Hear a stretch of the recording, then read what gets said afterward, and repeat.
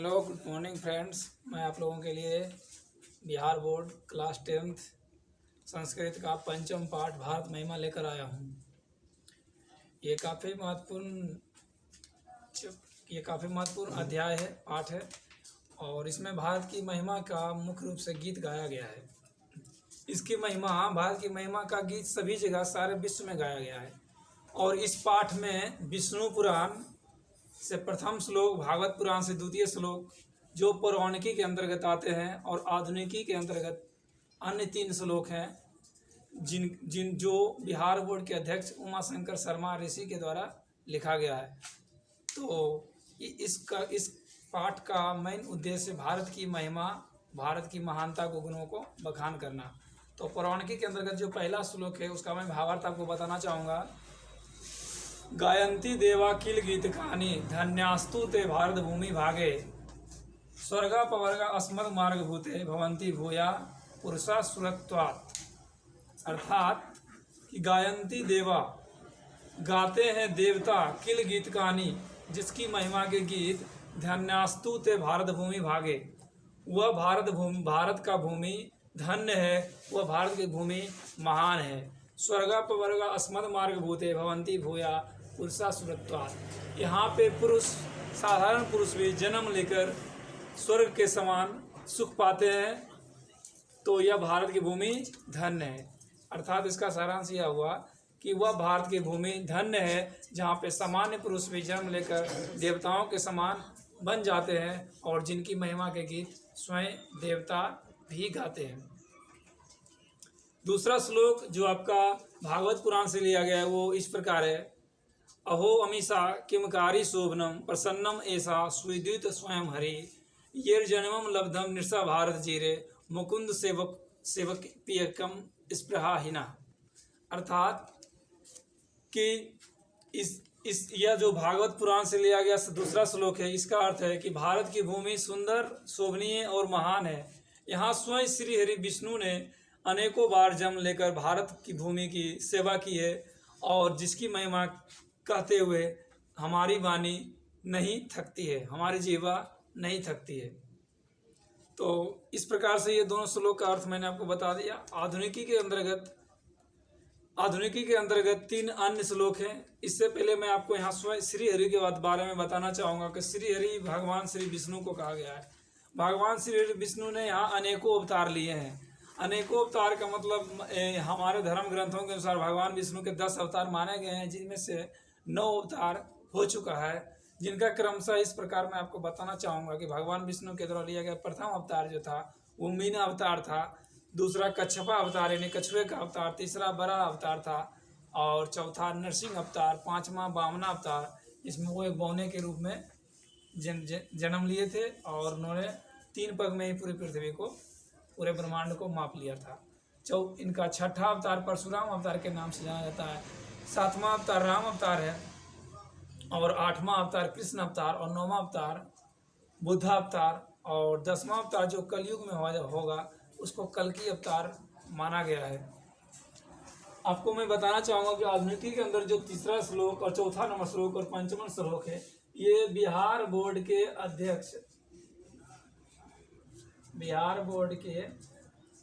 अध्यक्ष उमा शंकर शर्मा ऋषि के द्वारा लिखा गया है। उन्होंने आधुनिकी के अंतर्गत तीसरा श्लोक जो इस प्रकार है, मैं आपको बताना चाहूँगा। इयं निर्मला वत्सला मातृभूमि, प्रसिद्धा सदा भारतम वर्षम मेतत, विभिन्न जना धर्म जाति प्रभेदे गृहे कत्वा भावम वहंतो बसंती। अर्थात इसका अर्थ है कि यह भारत की भूमि निर्मल और वत्सल है। यह सदियों से निर्मल और वत्सल मातृभूमि के रूप में प्रसिद्ध रही है, क्योंकि यहाँ पे विभिन्न प्रकार के लोग, विभिन्न जाति के लोग एक साथ, एक भाव से, एक समान से रहते हैं। तो भारत की मातृभूमि ही ऐसी है कि यहाँ पे विभिन्न जाति, विभिन्न धर्म के लोग एक समान, एक भाव से एक साथ रहते हैं। चौथा श्लोक मैं आपको बताना चाहूँगा। विशाल स्मदीय धरा भारतीय, सदा सेविता सागर रम्य रूपा, बने पर्वते निर्झरे भविभूति बरहंती सुबह चाफ गाभी। इसका अर्थ है कि भारत की भूमि जो है विशाल है, भारत की भूमि विशाल है और जो सदियों से करुणामयी और निर्मलता के रूप में प्रसिद्ध है। यहाँ ठीक है, भारत की भूमि विशाल है और जो सुंदर सागर के सुंदर रूपों से सेवित है। ठीक है, इसकी सेवा सभी सागर समुद्र मिलकर के करते हैं। तो इसके बाद फिर मैं ये इस प्रकार से, ये चौथा श्लोक हो गया। मैं आपको पांचवा श्लोक बताना चाहूँगा। ठीक है, पांचवा श्लोक इस प्रकार है, पांचवा श्लोक इस प्रकार है कि जगत गौरवम भारतम शोभनीयम सदा अस्माभिरेता तथा पूजनीयम भवेद देश भक्ति समेसा जनानाम प्रादर्श रूपा सदा वर्जनीया। अर्थात कि जगत का गौरव के रूप में भारत शोभनीय है, पूजनीय है। जगत के गौरव के रूप में भारत शोभनीय है, पूजनीय है।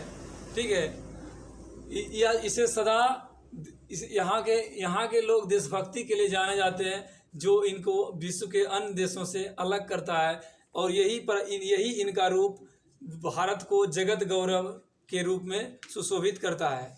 तो इस प्रकार से मैं आपको सारा एक साथ बताना चाहूँगा। आधुनिकी के अंतर्गत, आधुनिकी में जो तीसरा श्लोक है उसका सारांश इस प्रकार है कि भारत की भूमि जो वत्सला और निर्मल है, इस रूप में ये प्रसिद्ध है, वर्षों से प्रसिद्ध है यहाँ, क्योंकि यहाँ विभिन्न धर्म और जाति के लोग एक साथ एक भाव से रहते हैं।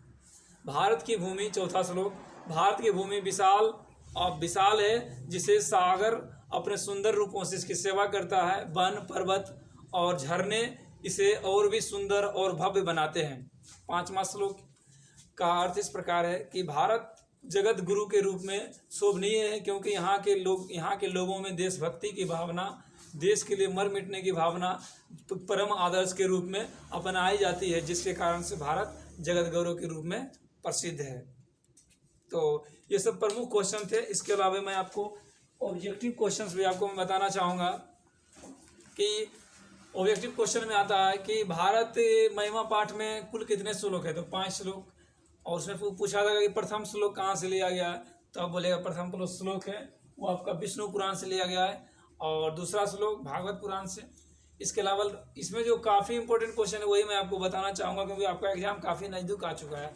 तो सबसे जो ज़्यादा इंपॉर्टेंट क्वेश्चन है, अगर ऑब्जेक्टिव में बात किया जाए तो वो क्वेश्चन है कि भारत की महिमा के गीत कौन गाते हैं। इसका आंसर होगा देवता, जो कि प्रथम लाइन में ही था कि गायंती देवा किल गीत गानी।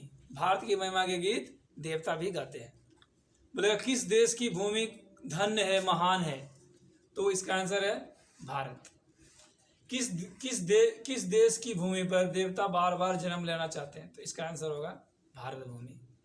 भारत महिमा पाठ में श्री हरि शब्द किसके लिए प्रयोग किया गया है, तो इसका आंसर होगा भगवान श्री हरि विष्णु के लिए। ठीक है, जगत का गौरव के रूप में कौन प्रसिद्ध है, तो जगत का गौरव के रूप में भारत प्रसिद्ध है। भारत की भूमि कैसी है, तो भारत की भूमि अगर ममतामयी है तो ममतामयी इसका आंसर होगा, निर्मला है तो निर्मला होगा, अगर वात्सल्य है तो वात्सल्य इसका आंसर होगा।